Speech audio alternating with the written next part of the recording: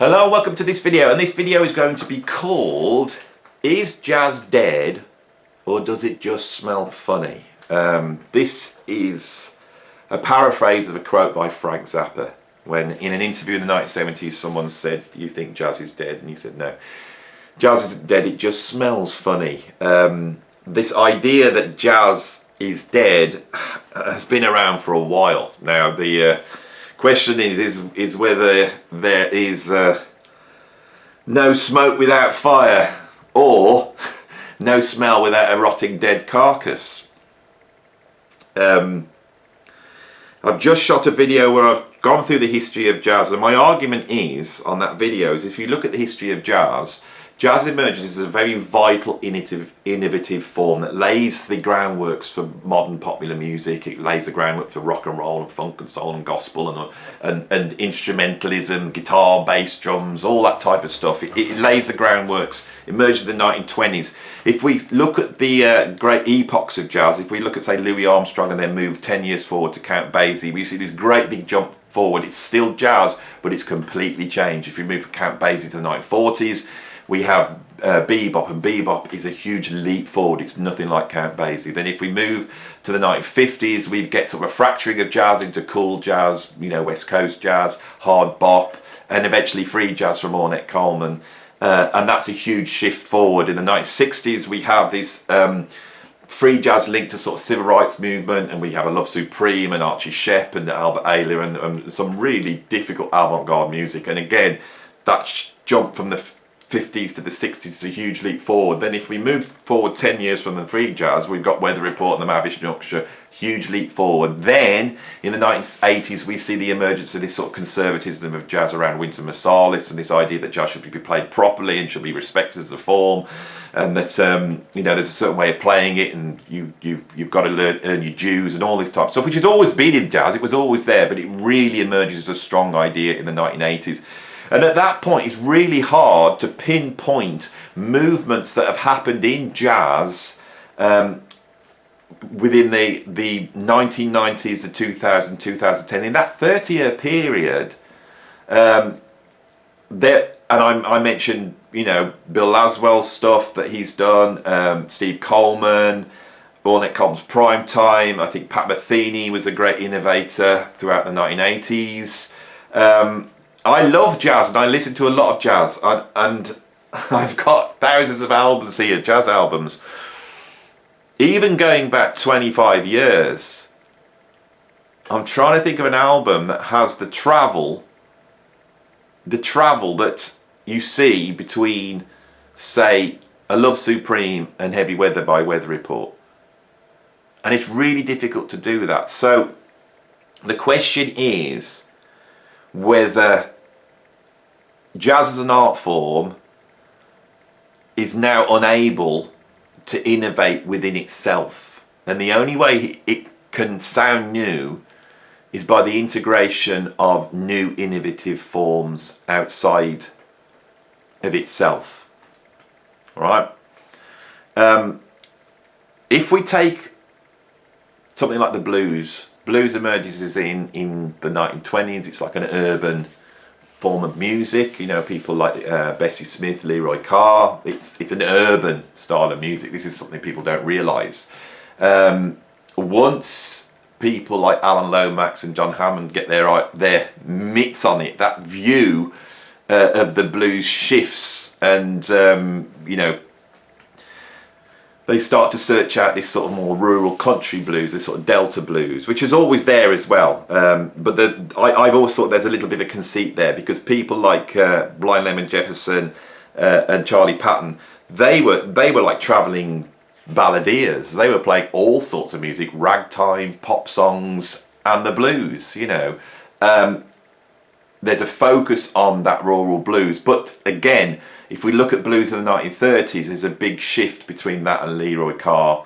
You know, if we move to Robert Johnson and all those types of players that emerge in the 1930s, there's a big shift forward. And then the great genius of the blues emerges is Muddy Waters, and Muddy Waters starts to integrate electricity, electric guitar. Sister Rosetta Tharpe's another person that does this, and we get the emergence of electric blues, which really comes in the 1950s. It integrates into rock and roll, and at that point the blues starts to stall. And if you take the blues and you push it, the blues will eventually turn into soul, funk, heavy metal. Right, it's still alive, but the blues now is in heavy metal. I've had to teach the history of heavy metal, and where do you start? You'd start with Howlin' Wolf, Smokestack Lightning. That's where I start, because that darkness and heaviness, that's where it emerges. So if you take the blues and push it, it turns into all these other music forms, and the blues itself has done its job, and the blues has not changed since the 1960s. You know, Robert Cray and Stevie Ray Vaughan and all these guys, Eric Bibb and all these people, John Mayer, are basically playing a style of music that hasn't changed for like 50 years. It's electric blues, you know. The blues cannot be pushed. If you take the blues and you bring in a hip-hop groove, you will basically have hip-hop, because that's what it is. The style is dead. We love it. It's incredible. I love Stevie Ray Vaughan, but Stevie Ray Vaughan's not doing anything new. He was just doing it brilliantly, right? Now the question is, and I'm not going to say whether it's happened or not, because I know I'll get so much stick. But the question is if this has happened to jazz. Now, this is more relevant to jazz because jazz in its DNA has got an aspect of it where it has to transform. It's a transformative art. So you could take like a Hollywood musical song, or you could take a Disney song like Someday My Prince Will Come, or you can take a song from Porgy and Bess like Summertime, and you can pick it up and you can just drop it into jazz, and jazz musicians will transform it, and transform it. They will create all the groundworks for rock music and funk and jazz and soul and reggae, all just by dropping these elements in to the music. This is what jazz musicians do. There's incredible track by a jazz group called the Bad Plus. They made an album called Prog, and on there they do a version of Tom Sawyer, and they take Tom Sawyer as a structure. They treat it like a jazz musician. They look at the harmonic structure and the rhythmical structure, and then they play it, but they improvise within it. It's a piano trio version, and you can see how they transmute Tom Sawyer by Rush into something else. That's something that jazz does, right? So when we start to talk about jazz being dead, it seems counterintuitive. You go, well, how could jazz be dead? Because it's based upon improvisation, it's based upon groove. If people just get in there and they do that, then that surely means that they're creating new stuff. And there's an argument that every jazz musician that just gets up and starts playing is innovating and creating new stuff. It's impossible not to do so, except if the form has been codified to such an extent that the licks and the phrasing and the sound and the groove and all that has become generic, then musicians are no longer truly improvising. Now, I think the spirit of improvisation is still there within jazz, and it will not go away. But I think, and I felt this for a long time, that the jazz education system can it can repress the natural innovative tendencies within young musicians. Okay, I trained as a painter. I went to art college and studied art. And I can remember turning to my art teacher, and he was critiquing my painting, and I said to him, what would you do if you had Picasso now in this college? Would you recognise his genius, or would the novelty and innovation be missed? Now, that has happened throughout history. I said, would you spot it? And he went, I don't know whether we would, because of the strictures that exist within academia. mean that you have to teach a set of rules.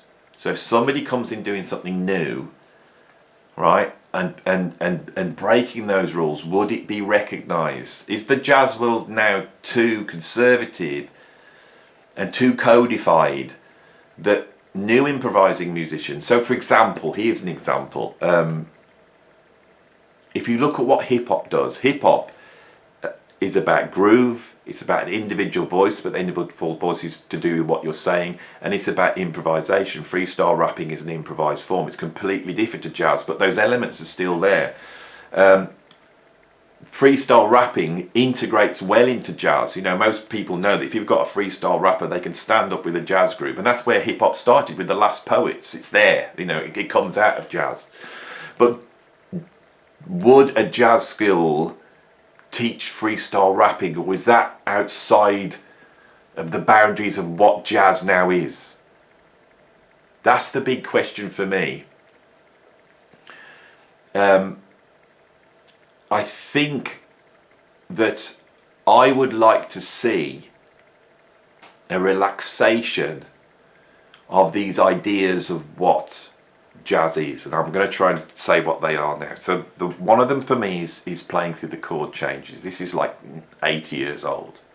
The idea that to play jazz you need to be able to play through the chord changes, right? That people improvise that can't play through chord changes, then that's not jazz. That would be one of the things that I think is getting in the way at the moment. Another one would be the display of virtuosity. Now, this has always been in jazz, right back to Louis Armstrong. Louis Armstrong was seen as a virtuoso trumpet player. Art Tatum emerges as probably the greatest virtuoso musician of the 20th century. And there has always been a joy, and I have that joy in watching a musician completely in control of their instrument, who is pushing the bounds of the instrument technically. That's something that I really do love. Don't think I don't love it. I do love it. It's really interesting. But there is an idea in jazz now, and somebody voiced this in the comments, where I said that Alan Holmes was his incredible guitarist because he was an innovator, but he wasn't technically any better than guitarists that have been before. And somebody went, no, Alan Holmes is technically the greatest guitarist that's ever lived.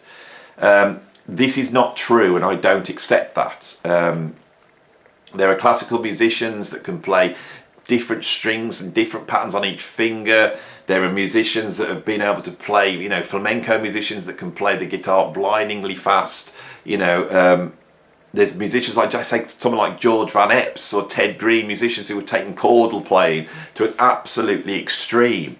Virtuosity does not get better and better, it just changes. What a lot of the modern metal drummers are doing at the moment technically on the drums is absolutely astonishing, and no jazz musician can, you know, unless they're a metal drummer as well, you know, they can't do that sort of double bass drum stuff and the insane blast beat and gravity blast. That's a new technical world. You know, I grew up in the 1980s, and I'd got a lot of these techniques that were Dave Weckl and Vinnie Colaiuta. I was studying that and I'd got those down, but this new metal drumming, I would have to start from scratch, you know. So it's not that these drummers are better. No one would argue that these modern metal drummers are better, but what it is they've changed, they've shifted, and I don't know whether jazz is allowing for the shift and change technically. A lot of people mention Mate Mancuso as a guitarist. And he's a fantastic guitarist, and I do think there's an argument that he has changed because he's using a classical technique to play jazz. Ralph Towner's done this. There's a whole bunch of musicians that play like that. Borelli Legrand is well, Borelli can do it, I imagine. I meant Lenny Breau was doing all this as well, playing jazz. Incredible, you know. So again, it's, you know, Mate Mancuso, Lenny Breau, you know, that. To me, I'm trying to argue the other side. I'm trying to say, yeah, this guy is technically pushing the limits of the instrument, but is he really? Or has it all been done before? You know, whereas I think that what Coltrane technically did to the saxophone was completely different to what Charlie Parker was doing, for example. I think there was a shift, but maybe there wasn't. It's a really hard, so this is a hard one to argue, but I think techniques change. You know, Holdsworth was impressive because his use of legato and 4-note for string playing, that was innovative. Frank Cambali emerged in the 1980s and he's sweeping all over the guitar. That was a change. Stanley Jordan, all that tapping and playing all those jazz standards and be able to comp like a pianist. So there are musicians, but are musicians allowed to technically really step outside the bounds of what is seen as virtuoso within jazz? I don't know about that, but I think it's definitely the case of the phrasing and the codifying, the use of certain scales, the use of outside playing, all these types of ideas have become codified within jazz. I think that if we go back to the free musicians of the 1960s, their palette was far wider for me than what we see now with modern musicians in terms of their uses of noise, extreme ways of playing the instrument, looking at the breadth of sounds that you can get out of that instrument. And I think my argument is that I'm not prescribing that musicians do any of these things. But I think jazz needs to just relax the boundaries a little bit.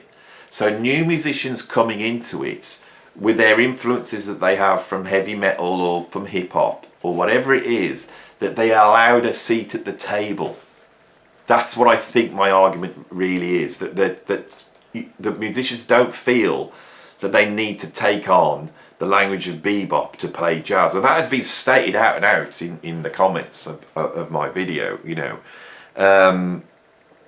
I think what jazz needs to do is relax those boundaries, and I think jazz education needs to move more from being prescriptive to being creative. It needs to ask the question, you know, how do you create new music, and how do you create new sounds, and how do you follow your inner muse? You know, how do you create your own musical world, right? And I'm a music teacher, that is fundamentally always been the driver behind my teaching. Being able to say to a kid, this is a big, beautiful box of toys there. Music is this thing, and you can create your own world out of it. And when you create your own world, it's yours with your set of rules, and you can do what you want in it. And that's all I'm saying. Jazz musicians, you can play the bum notes. Jazz musicians, you can play a Charlie Parker track in your own way. You don't have to follow the chord changes, right? You don't have to play with a jazz sound. You don't have to phrase, you don't have to swing, you don't have to do anything. You can do all those things if you want, but you don't have to. That is all I'm saying. You don't have to. You're allowed to. Okay, so that was my discussion on whether jazz is dead or not. I never said whether it was dead or not. It's dead, isn't it? It's dead as a dodo. It's over. No, it's not. No, it's not. I'm sure we can squeeze a bit of life out of the old. What do you squeeze the life out of? I don't know. Anyway.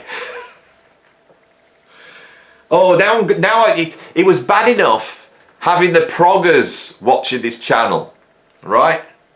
Because they're very anal retentive and they like their boundaries.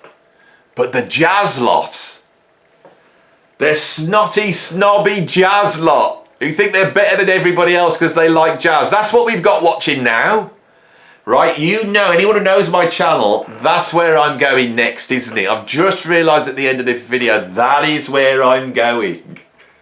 I'm going to prod that button within the jazz world. You know, they probably won't come again anyway, because I've seen comments where people have researched into me and looked at me as a player. Oh, he's a progressive rock musician. Oh, that's me. That's me then. That's me. Yeah, sorry. I'm not a proper jazz musician, am I? Oh, the snobby, snotty world of jazz. That's where we're going now. So those of you who know me, you can sit back. You can expect a few satirizations on the world of jazz and its audience, I think. I hope you look forward to that. So if you do, then like the video, press the notification bell, become a subscriber, because you know what I'm about to do next. So you know what's coming. You know, don't you? There's going to be a lampoon. There's going to be an Andy Edwards lampoon of the jazz world. How I'll do, I don't know. And if you want to become a patron, and I might let you in early if you become a patron on what I'm about to do, then, you know, click on the thing below, the Patreon link below, and become a patron. Thanks for watching this video. I'll see you on the next one.